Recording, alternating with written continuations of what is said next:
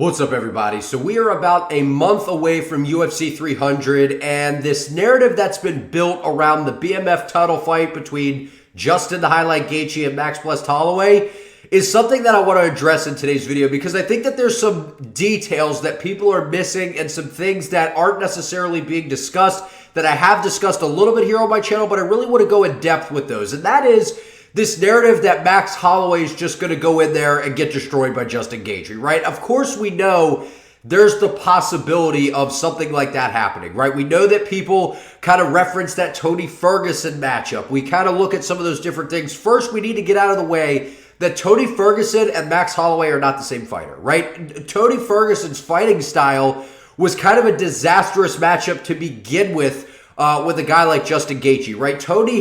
At the time, Tony was an incredibly good fighter. Like, there's no taking that away from Tony. But Tony always had an awkward striking style, right? He was always sloppy. He was never technically that sound.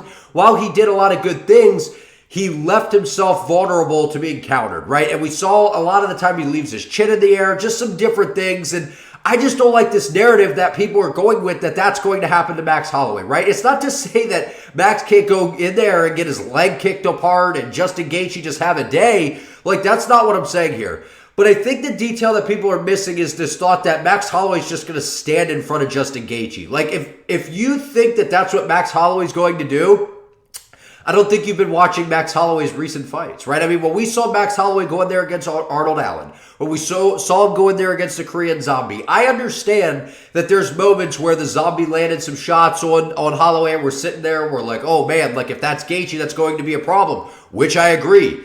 The thing is, Max's style is a lot more suited better now than what it used to be to go in there against a guy like Justin Gaethje. Bottom line, Max Holloway back in the day, he's not that same guy that's pointing down at the canvas like, let's slug it out right now. We do see moments that we saw against the Korean Zombie where he kind of does like to bite down, sit down on a shot or two. But for the most part, Max is okay with taking a backward step. He's okay with moving laterally side to side. He's okay with not having to just come charging forward all the time and standing in the center and slugging it out. Because if he does that against Justin Gaethje, I think we know how that ends, right? And I don't think that that ends very well for Max Holloway. With all that being said, Max Holloway, he's only fought one time at 155, right? And when he did, it was rather of a short notice approach that he had going up fighting Dustin Poirier for the interim title at 155. He bulked up, but it wasn't in the right manner, right? He just kind of threw on weight. Even on his YouTube channel,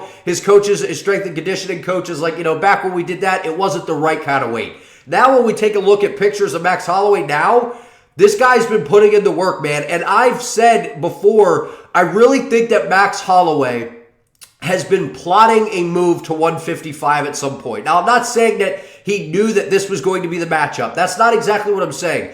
But he's had quite a bit of time here. Back when he fought the Korean Zombie till now, like, I think that they had a feeling that Max was going to take something at 155, because to get as kind of bulky as he looks at this moment, right, which we're going to talk about in just a minute, whether that actually benefits him or not, but I think that Holloway has been planning a move up to 55, right? He's in that position where if he kind of needed Volkanovski to really lose in order for 145 to kind of mean something to Max anymore, right? He's kind of reigned over the division for so long. He's been the guy at 145. But other than Volkanovski, I mean, Holloway's beaten everybody. And Volk's kind of just been that kryptonite. But with Ilia Topuria coming in, shaking things up, being able to take out Alexander Volkanovski, it kind of opened up the window of opportunity. But you saw Max pick Volkanovski to win the fight. So I think that his camp felt confident Volkanovski was going to get the job done. However, we have a little bit of a different situation now. And I see the crossroads that people are talking about, right? Which is,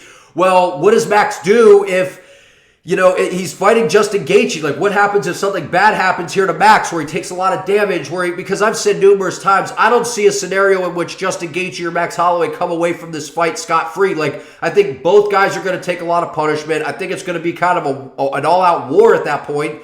So where does that leave us?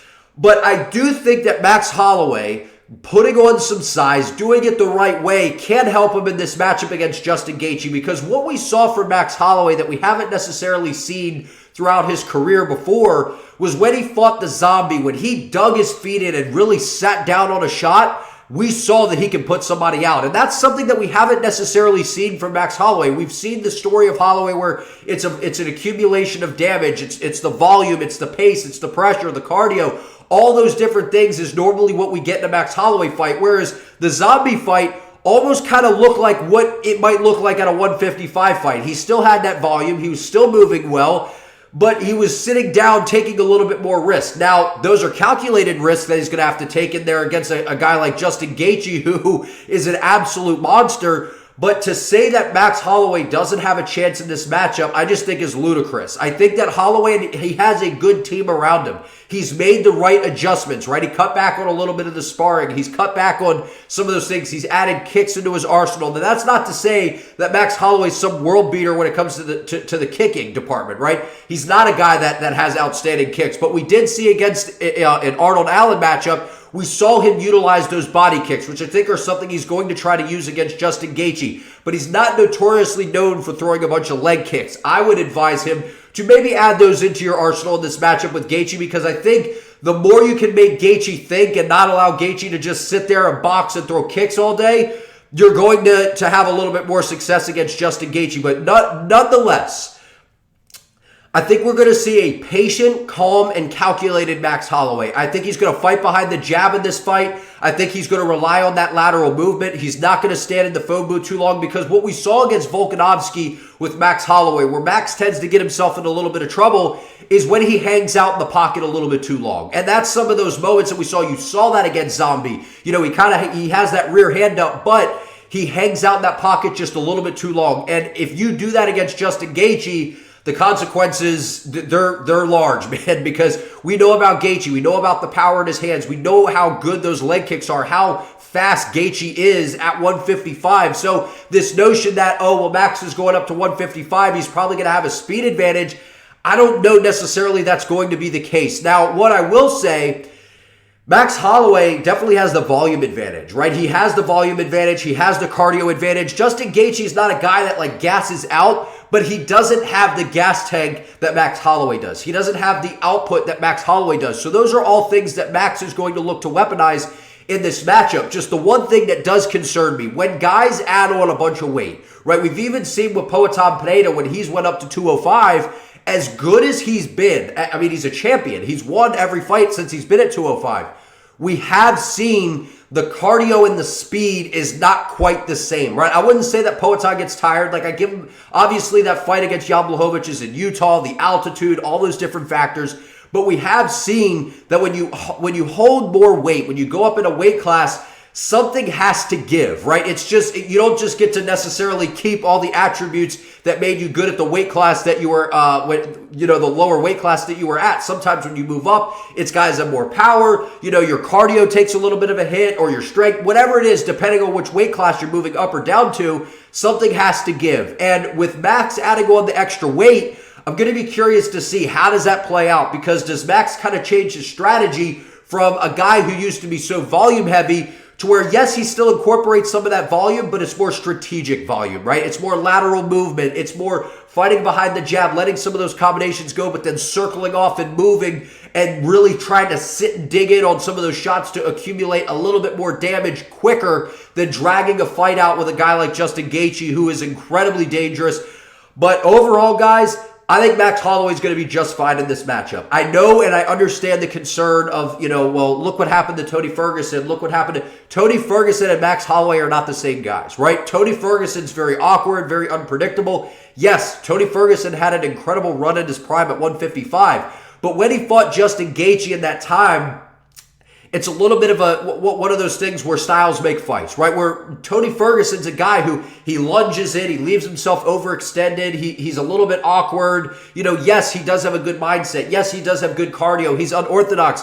But Justin Gaethje just had an answer, right? Tony Ferguson doesn't throw technically sound punches, right? He does have good striking. He has good elbows. But if you move and you utilize good head movement, you beat up the leg of Tony Ferguson, we saw what Justin Gaethje was able to do. Max Holloway's not a stationary target, right? Back in the day in his 145 run, I would say that Max Holloway was a little bit too okay with standing in the pocket and trading, where if he does that in a matchup with Justin Gaethje, I don't think that's obviously going to be a great idea, but I don't think that that's going to be his game plan coming into this matchup. I think we see a patient, tactical, and calculated Holloway that's going to look to move a lot, sit on the outside, dart in and out, and pick his chances to take risks. But I want to hear what you all think about this matchup down in the comments. Like this video, comment your early predictions for this fight. Subscribe to the channel if you haven't already. I appreciate you all. See you next time.